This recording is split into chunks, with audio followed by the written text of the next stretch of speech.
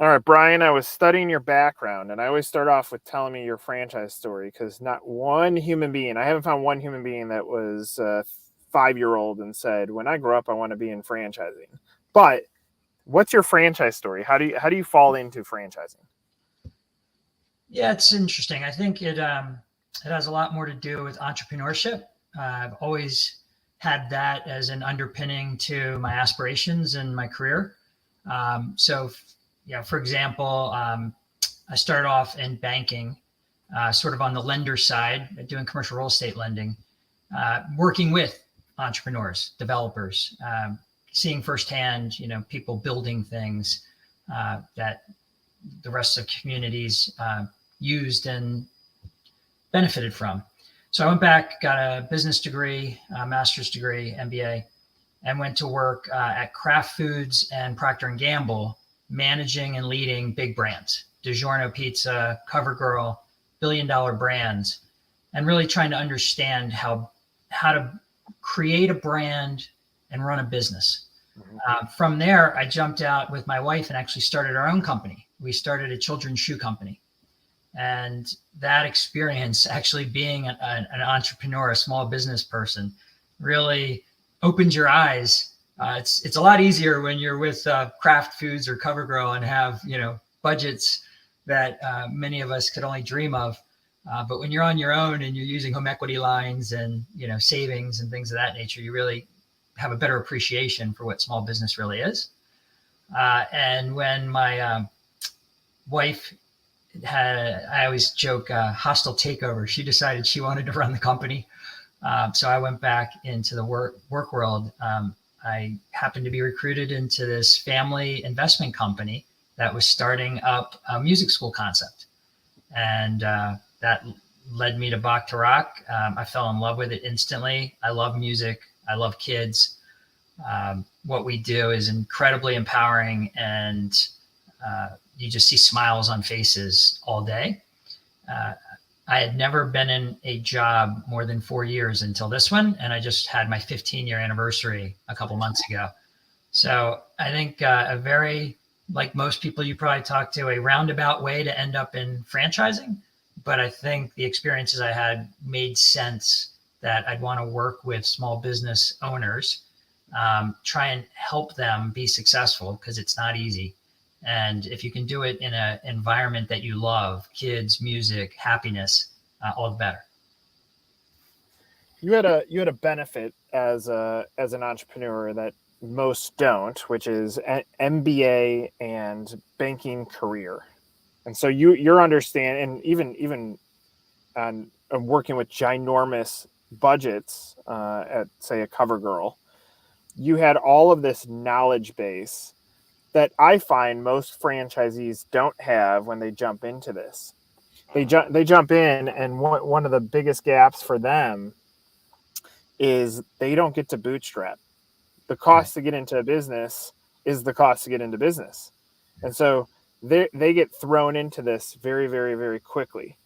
As you've understood the psychology of a franchise buyer when they're going through this process, and you see what they go through from a stress level, are you able to lean back on some of those earlier life experiences to help guide them, or at least maybe not completely relieve their anxiety, but at least give them some scaffolding that makes them feel better about their situation? Yeah, and I think that's the franchising model in general, right? Franchisors, I really believe in the model. I think small business entrepreneurship is extremely difficult. And if you can have someone or many someones who can help you make less errors, you're going to make errors, you're going to make missteps, but if you can make less of them, your chances of success are that much better. So if Bach to Rock, the franchisor, can help you identify good real estate brokers, good architects, good general contractors, good banks to work with, all the things that help you up front. If we can help advise you in a business plan, if we can help you understand, when you hit a fork in the road, what the outcomes of each most likely will be based on the experiences that we've had, particularly now that we have almost 60 units up and running, learn from that. Now, do they listen to you 100% of the time? Never. But I think they listen more than we give them credit for. And, in our case, where even through COVID, we've only had one school close in over 10 years. I believe, they've taken it to heart, and then their own ingenuity, creativity, ambition, and drive has led them to be successful at the local level. Because at the end of the day, we're giving them a framework, and we're giving them, as you said, scaffolding, which is a great analogy, but they're building it. And I'm very proud of what they've been able to do. And I'm actually extremely proud of our team for what we've been able to provide them so that they were successful. Is there inner rock star in you? So we always tell the story of, sort of why our school is different. Our music school is different than most others. And I am the perfect example of why we exist. So I was a young person who was heavy into sports, still am. But my mom thought music education was a key component to a well-balanced upbringing. So she was adamant that I was going to take music lessons. I was into hair metal. It was the 80s. And so I thought, okay, great. If I'm going to have to do this, I want to play guitar. I'm thinking electric guitar. Mm-hmm. My mom brought home an acoustical guitar. She hired a teacher that came to our house, an older woman who brought a John Denver songbook. So you can imagine I'm this, probably very annoying early teen who's into Judas Priest, and I'm trying to play John Denver on an acoustical guitar. So after many months of whining, we upgraded to what now I would appreciate, but back then did not, which was a Beatles songbook.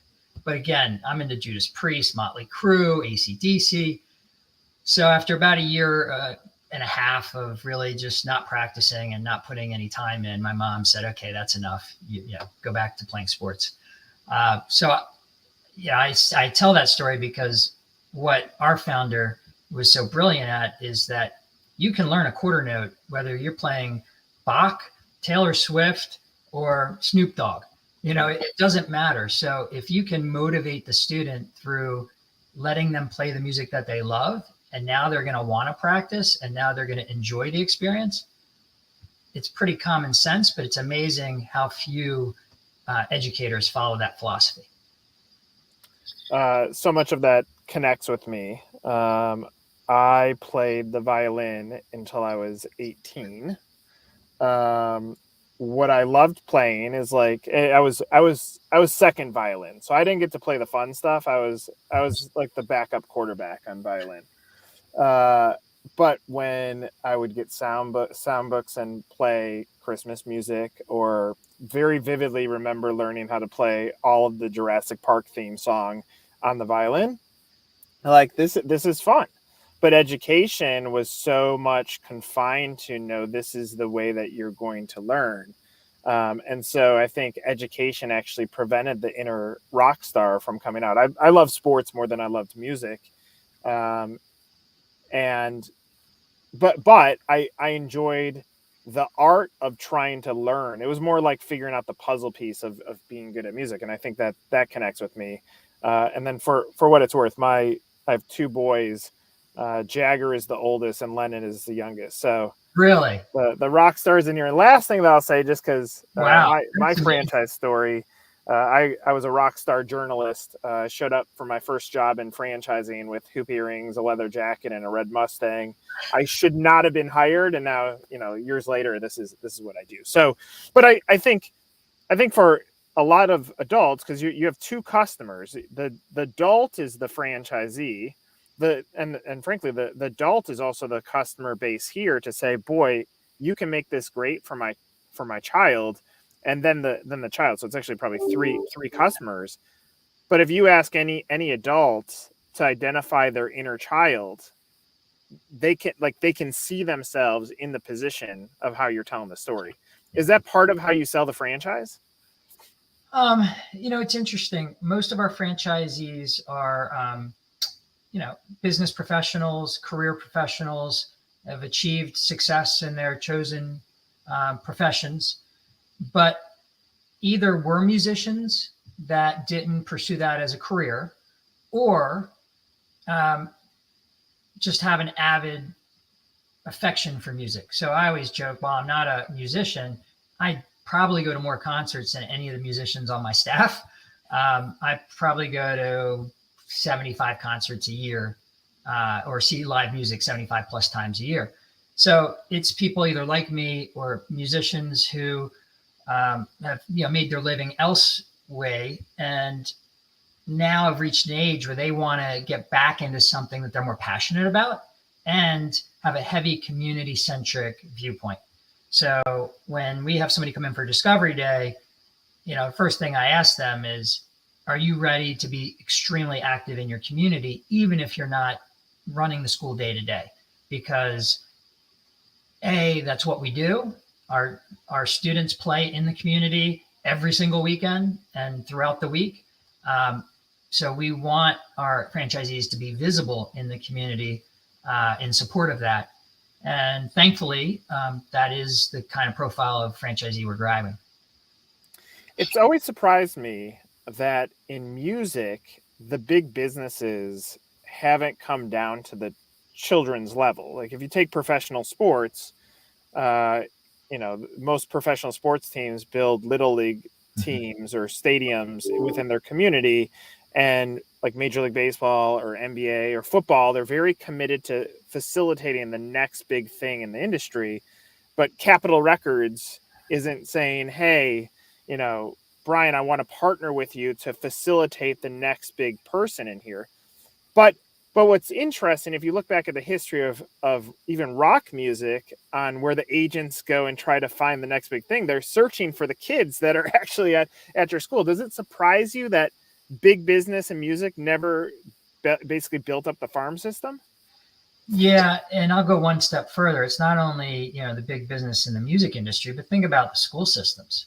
Over the last 10 years or so, the amount of investment in music, arts, things of that nature at the elementary, middle, and high school level have been slashed dramatically, as funding has been funneled to testing in math and reading. It's been taken from the arts. And so if you're in, if you're in school, and when I grew up, I could be in a band in school. I could get lessons in school. A lot of people can't get that anymore.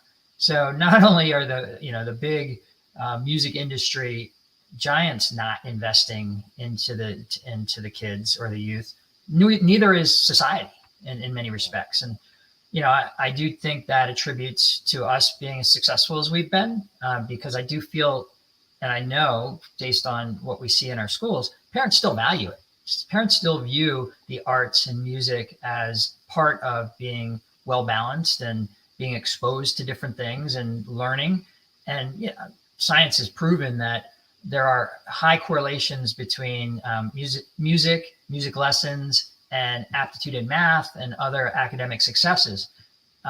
So I don't want to get on a soapbox here, but I think societally we're going in the wrong direction, and we're looking to fill it with with businesses like ours, but we can't reach everybody. It's we have 60 units across the country. There's a lot more need than that. Well, I'm glad you touched on that subject and what you just said. I think there's a tremendous opportunity. I do think there's going to be a shift in education at some point, and here's why. This is my indicator. My oldest has some learning disabilities. If you watch how he relates to music, though, he can tell you all the words to a song, no problem. You force him to do a math assignment, and he struggles. He gets anxiety, and he has mental challenges with it. And so now, if you look at the things that are happening in society, and I'll say this on a deeply personal statement, even when we were looking to get him some testing for autism, just to see where would he fall on the spectrum, the wait time to get an appointment was 2 years. And so we know that if you study the brain, you can take Tony Bennett, late stage dementia, start playing the piano, and he could sing all of the lyrics to his songs perfectly fine.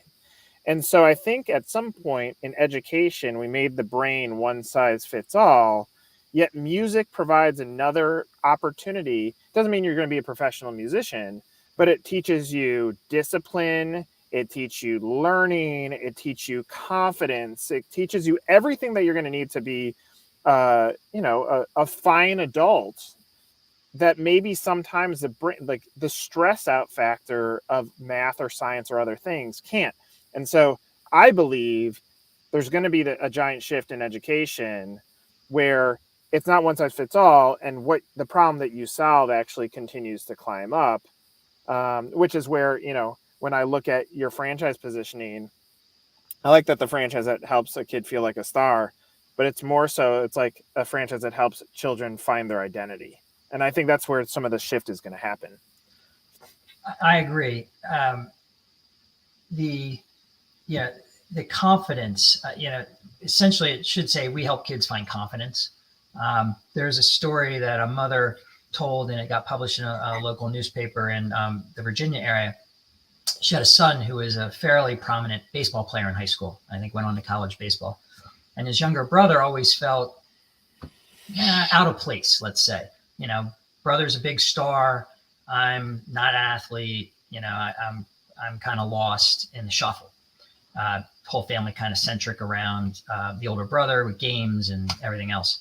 So the younger brother starts at Bach to Rock, takes lessons, joins a band. Band ends up playing at a fairly prominent, as part of our battle of the bands, plays at a pretty prominent venue in DC called the 930 Club. His band wins Battle of the Bands. People think he's a rock star. Like there's 1,000 people in the crowd, including his family. Everybody's going up to him afterwards, school the next day, everything else. And it's funny, the mom said, for the first time in his life, the older brother was in the shadows of the younger brother, and the younger brother was just beaming ear to ear. He had found his confidence through music. So it is different for everybody. Relating a little bit to your son, we have a lot of students that are either on the spectrum, ADD, ADHD, who quite frankly can't succeed as well in a classroom environment. But when you put them into a music lesson, it's amazing the transformation, both in their personality, their demeanor, their happiness, and their success. And that's one of the areas we're trying to figure out how to explore further moving forward. There are some legislative, governmental, regulatory things that put roadblocks in our way, right? So we can't claim that we offer music therapy because we're not licensed music therapists. But just because of parents' education, like you were sharing, they know that music helps. And so we can connect a teacher that would be successful in that classroom environment. Not all will be, with that student, and it's amazing to see what happens in that experience. Yeah, I mean the hope is that if the end goal of education from preschool through college is basically to create functioning adults that can now live out an adult life that contributes back to society, I think always there's been a straight line that this is the only way we do it. Right. I think arts and music can get us to the exact same place. And eventually the education system is going to have to look at that. And eventually the education system might say, because of teacher crisis or shortages, we have to rely on someone like Bach to Rock as the fractional support model, that kid A comes in here and pathway one might not work for them. How do we still give them the scaffolding to become a functioning adult in society beyond this, Yeah, and it's interesting. We've already made a lot of non-curriculum based inroads in school systems. We are the outlet for instrument rentals to those schools that still do offer band. We do the recorder sales, third grade recorder lessons, right, that are still being done. We work with the PTAs to help them fundraise.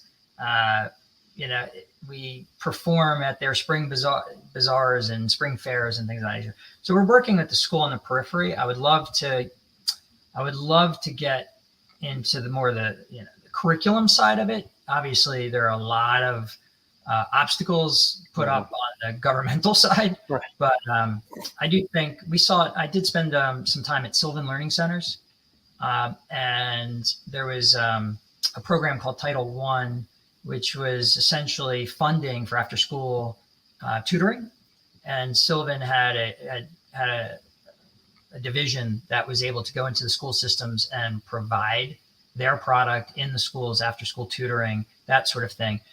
So the school systems will figure out how to crack it for your linear approach. Hopefully over time, as they do come up with a less linear approach, they'll understand that you can take parallels and find groups like ours that can help. That's right. So 15 years in business, at this business, what's the next dream for you? Like where does your dreaming go? Individually or the company? I mean, it's somewhat interconnected. Sure. Individually, I'll be at Bach2R till I retire, as long as they'll have me. Like I said, I spent too many years of my career not, smiling when I woke up going to work. Yeah. This one, I joke, my office, just through family life, I've moved 3 times since I've joined Bach2R, each time further away. I have a 71-mile drive to work, each way. So if I'm still smiling when I get there after that, going through DC and Baltimore traffic, then clearly I love what I do. As far as Bach2R goes, we have a lot of untapped potential, both domestically and internationally. The great thing about this model is music is global. It's not US centric. Yeah. So I could see in the next couple of years us pushing forward in international expansion, while concurrently trying to further penetrate domestically. We are, like many industries, both inside and outside of franchising, we're trying to understand the new normal, in terms of retail, because we are service retail, brick and mortar. But even a little before COVID, but certainly because of COVID and since, retail is different now, right? So we have started through COVID, we offered online lessons. We've continued that. We still have a percentage of our business that people are happy to take lessons remotely, especially if geography or just schedules get in the way. So we're pushing, where can we go with that? What kind of hybrid model can we develop over time? And then as you look not that far ahead, but far ahead, how is virtual reality and AI going to play into human interaction? Is there a time where I'm going to have a hologram of me as the teacher and you as the student, and I can actually physically create the feeling or sensation of touch? The biggest problem with distance instruction in music is when a child has their fingers in the wrong placement, or any student, you can try and describe it, but it's always really the best efforts is to touch, right? Is to say, this is where the finger should be on the fret, or this is how the hand position should be on the piano. But I do think there's a time where that sensation is capable virtually. And what does that mean for the business? So I think it's interesting. Music's been around longer than you and I and anyone we know. Mm-hmm. It will be around longer than you and I and anyone we know walk on this planet. So I think from the industry we are in, music education, that is forever. It's just how to maximize the delivery for both the consumer experience, the student experience, but also for the franchisor and from a business perspective. You don't want to be Betamax or Blockbuster or one of those entities. Lastly, there's a ghost prospect candidate. They've listened to this conversation, which I've always felt that if you can connect with the leadership, that's who you end up buying from. And so let's say they're connected at this point. What do you want them to know about the business opportunity that might push them over the edge? Yeah, one of our big things is we want our prospects to talk to our existing franchisees.